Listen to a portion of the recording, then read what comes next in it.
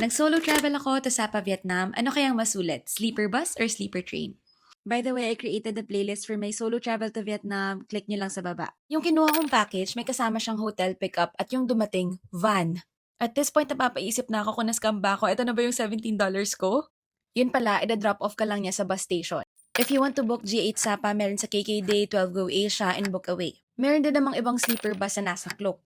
Pero yung mga booking platforms kasi, either hindi sila nagre-reply or sobrang bagal.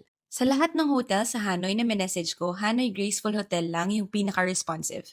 So, sa kanila ko na pin-arrange yung bus ko from Hanoi to Sapa. Ito yung mga options na pinakita nila sa akin and according to the photos, parang mas convenient itong VIP limousine bus. Included na yung bottled water and wet wipes, meron ng blanket and pillow. Yung length niya is tama lang sa 5'2", pero dahil malapad siya, pwede ka namang mag-bend.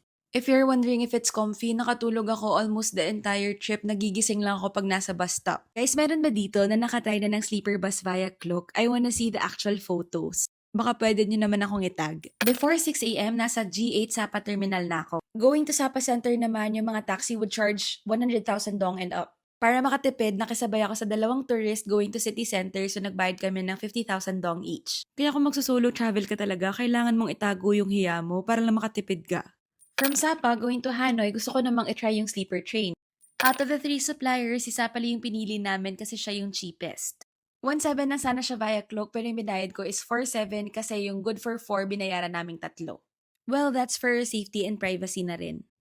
Merong pillow, blanket, disposable slippers, 1 bottled water, 1 small biscuit, at meron silang half cup ng coffee in the morning. Yes, half cup lang.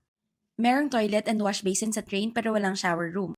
At ito yung ibang hidden charges kapag nag-sleeper train ka. If you're booking via Klook, notice na hindi kasama yung transpo going to the railway station. And from Sapa City Center going to Laucai, that's 1 hour via private car. At kung sa website naman, separate pa rin yung shuttle service, so dapat i-check mo yan. And of course, meron silang 4% additional charge for card payment. Here's my final score sa dalawa. Because of the price and convenience, mas pipiliin ko yung VIP sleeper bus over sleeper train. But of course, for the sake of experience, hindi ko palalampasin na makapag-sleeper train kahit once in my life.